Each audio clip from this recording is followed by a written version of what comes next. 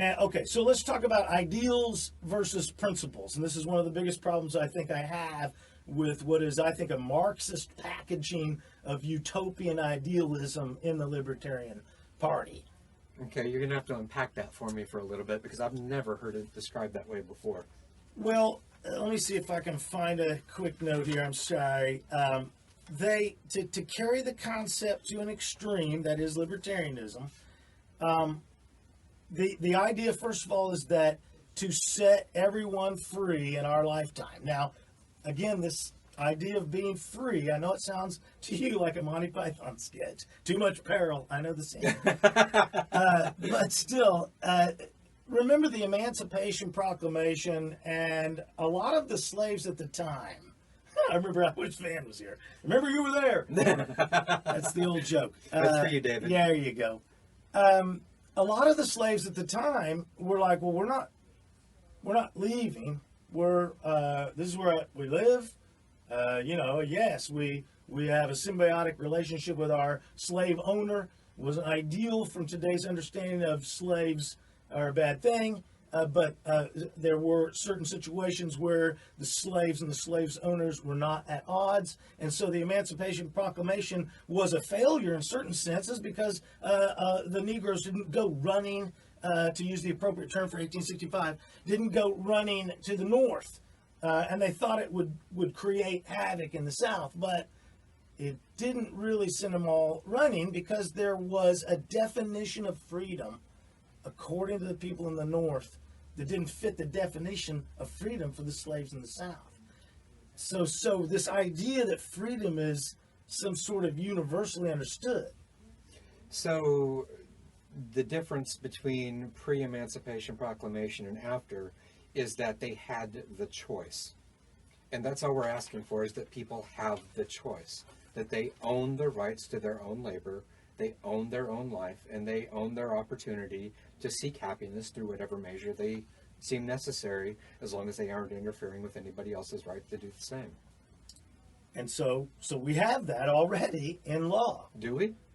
Don't women own their own body? Don't you own the fruits of your own labor? No, I do not. Well, how can you argue how much you're overtaxed if you don't own a portion of it? It's very simple. If I don't own all of it, then I am a slave. It's a simple idea. Well, if someone can forcibly remove you from society, put you in jail, confiscate everything you own because you didn't pay a tax, then that is not done through voluntary means. That does not mean that I own the fruits to my labor. We don't even own the land that we live on. That's, deeded to us from the state because they hold it in perpetuity.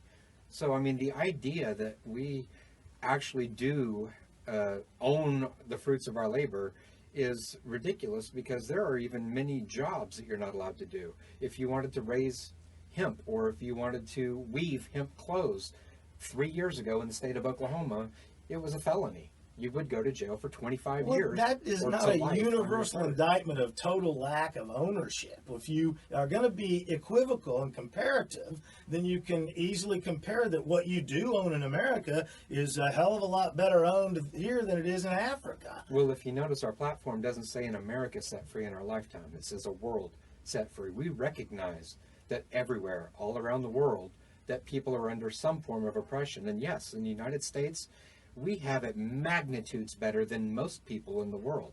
But that doesn't change the fact that we still aren't there. So you have just expressed part of the problem I have with the libertarian mindset, really. Okay. It's global. You have a globalist mentality. We have an individualist mentality. But the only way it works is if it's applied once you own the world. You have to be global before your theory before you will even accept that your theory is good. Because that begs the question, because that makes the assumption that the libertarians want to own the world. And there is a running joke in the party, is here to take over the world to leave you alone. And that's not entirely accurate, because it can be done on an individualist basis in a localized area if you maintain sufficient defense to keep despots from coming in to try to take you over. And you're only going to wait until the despot makes his move to use your defense of force to repel them, to stop them. Correct. So you'll allow the attack to come. You'll never go on the offensive. Right. That's the initiation of Okay. force, and that's wrong. Okay. And so the rights of in my opinion, the rights of the individual became paramount before the span of our lives. September 25th, 1789. Are you suggesting as a libertarian that the Bill of Rights and the U.S. Constitution are somehow less than in vogue with today's world? Because these are similar, if you are, the communist goals in 63, discredit the American Constitution by calling it inadequate, old-fashioned, out of step with modern needs, a hindrance to cooperation between nations on a worldwide basis. When you talk globalism, it sounds like Marxism to me. I can understand why you think that, but there is a difference in the fact that, I mean, Marxism is predicated on the idea that there is a single owner, there is a single entity that is the overriding authority for the judicial distribution of resources. And that is 100% contrary to the philosophy of libertarianism. It's the idea that the government cannot and does not own anything, no centralized planning or authority. I mean, even within our party itself, they have a concept that they call bottom unity that I don't necessarily subscribe to, but it's the idea that the entire political party is formulated from the ground up, that the individual, that the member is the ultimate authority and the chair is just a figurehead with no real power. So It sounds like the American system where the people, run a government that they self-govern. do you really feel that way? Do Again, you really this feel is that we are represented? You're arguing gradient scale in the weeds of my personal experience, and I'm talking about the philosophy of the document.